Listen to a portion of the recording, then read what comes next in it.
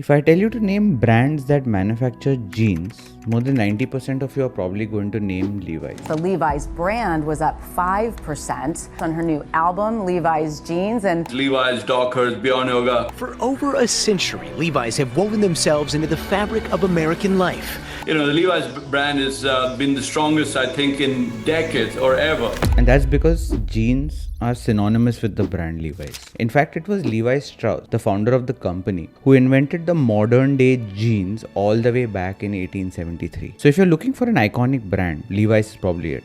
Levi's jeans have defined eras. They've been worn by rugged miners of the gold rush, cowboys, to rebellious teens in the 1960s, and global fashionistas for the modern day. For over 150 years, Levi's has been a symbol of durability, authenticity, and style. But even the greatest icons aren't invincible. By the late 1990s, Levi's was in trouble. Sales were plunging, competitors were stealing market share, and the company seemed to have lost its way. Once a global leader, Levi's was fighting to stay relevant. In 2011, Levi's brought in Chip Bergh, a man with no background in denim but a vision to bring Levi's back to life. Over the next decade, he guided the company back to its roots and back to the top. He even led the company to a super successful IPO in 2019. So, what exactly happened to Levi's? How did Chip Bergh turn things around? And what lessons can leaders take from this incredible story of transformation? This is the rise, fall, and resurgence of Levi's.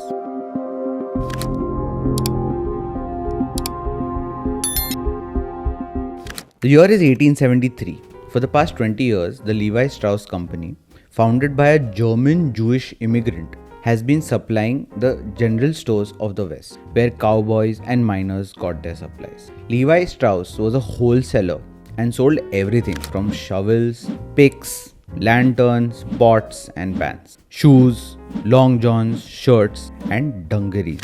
Dungarees were generally what miners wore, as it gave them plenty of space to keep their tools in their spacious pockets. One day, he received a letter from a tailor called Jacob Davis. In the letter, Jacob described an encounter with one of his female customers who had brought in one of her husband's dungarees and was complaining how the pockets are not sturdy enough to hold multiple mining tools. Jacob, who happened to be attaching leather straps to a horse blanket using brass rivets, had an idea and needed a business partner. So why not approach the guy who made the dungarees? So in May of 1973, Strauss and Davis got a patent of securing denims with brass rivets, and the jeans was born. Strauss had yet another idea which would cement Levi's iconic status. See, at that time, his main customers were cowboys, farmers, and miners, who were mostly all illiterate. So he sewed a leather patch above the back pocket, which had a drawing of two horses trying to pull apart a pair of Levi's jeans. This was a clear indicator to Levi's main customers, who knew to ask for jeans or XX, which meant extra strong. Over the decades, Levi's evolved from rugged workwear to a global fashion statement. By the mid-20th century, Levi's wasn't just about function, it was about style. Hollywood icons like Marilyn Monroe and James Dean turned Levi's jeans into a symbol of rebellion and cool. From countercultural movements in the 60s to grunge in the 90s, Levi's wasn't just keeping up with trends, it was setting them. By the 1990s, Levi's was at its peak, dominating the denim market globally. But what goes up must come down, and the trouble was on the horizon.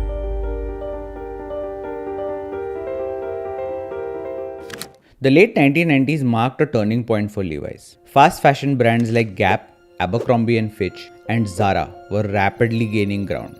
Levi's struggled to compete on price and trendiness. Internally, the company was slow to adopt stretch denim, which was becoming a popular trend, and resisted the rise of e-commerce. By 2003, Levi's revenue had plummeted to $4.1 billion.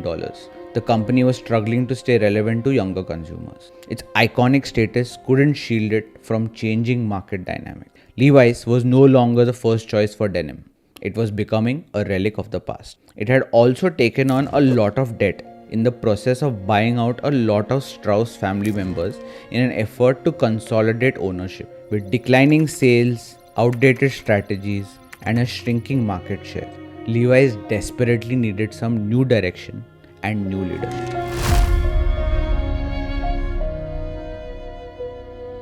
In 2011, Levi's hired Chip Bergh as its CEO.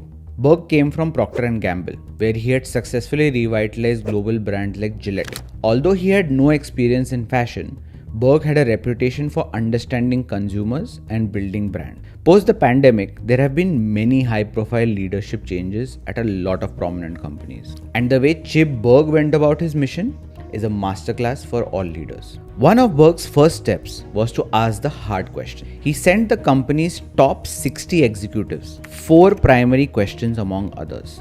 What are 3 things we should not change? What are 3 things we should absolutely change? What's one thing you're hoping I'll do? What's one thing you're afraid I may do? He then scheduled 1-hour-long meetings with each of the executives. After just 15 to 20 meetings, he had a very clear sense of the problem. When he asked people how their work links back to Levi's strategy, he got a lot of blank stares. When he asked who all think the company is performing well, more than 3/4 raised their hands. He narrowed down the problems to a lack of urgency, poor to no strategy, lack of financial discipline, and zero data management. And this brings us to CXO lesson number 1. Identify the core problem. You're going to understand the problem by looking inward, challenging the status quo, and listening to your own employees. The next thing he did was to study the market and the customers. He traveled to Bangalore and set up in-home visits with customers. He interviewed a 29-year-old working professional and she took him through different brands of jeans she had. Guess, Calvin Klein, Gap, etc. But she also had 2 pairs of Levi's. She then said something that captivated Chip. She said you wear different types of jeans for different occasions, but you wear Levi's jeans on a day-to-day basis. You live in a pair of Levi's. That's what she said. And this formed the crux of the strategy and the tagline of the ad campaign that brought Levi's back to the top. And here's CXO lesson number 2. Always talk to your customers. They'll readily tell you what they want from your brand. Most leaders end up luring and distancing themselves from their customers. But if you want customers to buy your products, you need to talk to them and understand what they want. Next, Chip set about cleaning house. He had 11 people who had reported directly to him. Within 18 months, 9 were gone. He himself has admitted in interviews that it was extremely traumatic and at times dramatic. But he needed to change the culture, not just the business. And a change in culture requires a change in leadership. CXO lesson number 3. Don't be afraid to change the status quo. It'll be tough, very tough, and will always invite criticism in the short term. But you're the one steering the ship, and you have to know the final destination and guide everyone towards it, even if the others can't see it. Bergh's comeback strategy had 4 pillars. Build a profitable core, expand for more business, diversify the sales channel, and achieve operational excellence. He analyzed that 80% of Levi's cash flow came from men's bottoms and wholesale departmental stores. While the margin in this was relatively lesser, he aimed to strengthen the business, because if the core wasn't strong, Levi's wouldn't be able to expand and diversify. Next, he aimed to increase market share in tops and women's clothing. The reality of the apparel market is that people buy 3 to 4 tops for every piece of bottom that they purchase. He also expanded into markets like India, China, Brazil, and Russia. By 2019, international sales accounted for more than half of Levi's revenue. As I mentioned before, Levi's did the majority of its sales at that time through departmental stores. But it also had its own brick and mortar stores and had an e-commerce site. He realized that his products weren't being showcased consistently in these departmental stores. So he decided to double down on his own stores, where they could control the customer experience better and also make a higher margin on the sales. He also had the foresight to bet on the e-commerce store, as he rightly predicted that more sales in the future would happen online. Hence, he set up Levi's to be a successful omni-channel retailer. When he arrived, Levi's had more than $2 billion in debt. They were spending more on interest payments rather than advertising and innovation. It wasn't any way to build a brand. He aimed at improving operational efficiency, cut costs to drive cash flow and improve liquidity. He hammered in financial discipline and pushed the company to become more data-driven as an organization. Bergh also doubled down on storytelling. Marketing campaigns celebrated Levi's heritage while modernizing its image. The company launched bold campaigns that resonated with younger audiences, women, and basically these were the TA, reinforcing Levi's as a symbol of individuality and style. CXO lesson number 4. A tagline isn't a strategy. A strategy isn't just about fixing today's problems. It's about positioning for long-term success. Under Bergh's leadership, Levi's transformed from a struggling brand into a revitalized global powerhouse.